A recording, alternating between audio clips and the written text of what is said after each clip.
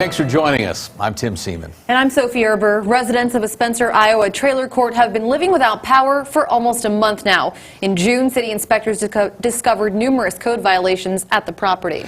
And they ordered the power be turned off and residents leave. The park owner and a resident today say they weren't given enough time to make improvements, and so they're asking a district court judge to issue an injunction against the city. KCAU-9 News reporter Nick Wilson spent the day at the Clay County courtroom and has our top story now at 10. Thanks. After more than 4 hours of discussion and testimony, mobile home residents and city officials still don't know whether the power will be restored to the trailer court. Mobile home court residents, as well as electricians and city officials, shared their concerns with the power being cut. Margaret George is a resident at the mobile home court. She says when the city cut the power, the trailer court became unsafe. There's overhead lights for security lights to help us see in the dark. And here, once they turned them off, people come in on a daily basis. Anna Harmon is an electrical inspector for the city of Spencer. She says when she visited the property, she was concerned about a low-hanging electrical wire.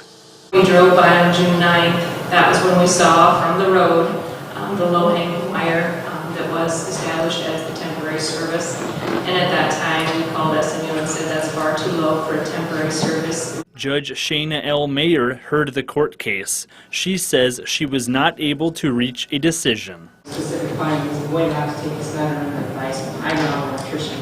There's a lot of technical information that was presented to the court that I'm going to have to wade through in addition to the exhibits.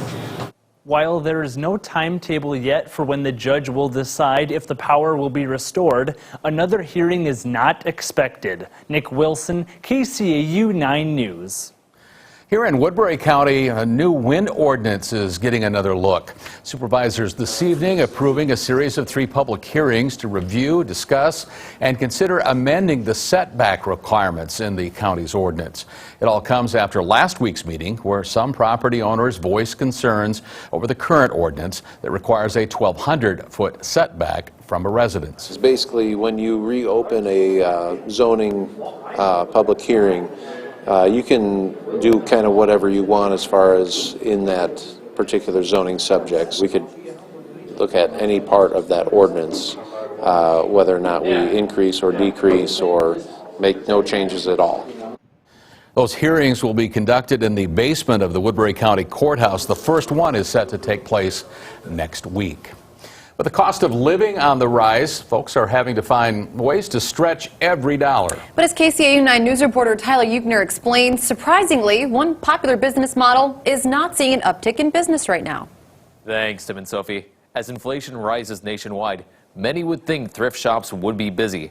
But in Siouxland, it's the opposite. Many thrift stores are seeing low turnouts for customers as of today. Vicki Cook from the Gospel Mission Thrift Store told me that the customers don't have the spare cash. They'd rather, I think, buy food and buy gas than, when they do that, they really don't have any money left over to even go shopping for anything. Even with inflation increasing the cost of living, many secondhand shops refuse to hike up their prices. We have not raised any of our prices here at NB. We are trying to keep it as reasonable and affordable as possible for everybody else. When keeping prices low, many thrift stores feel they have to cut back on other expenses to keep affordable prices. Between $1,000 to $3,000 just in heating and air conditioning in these 3 units.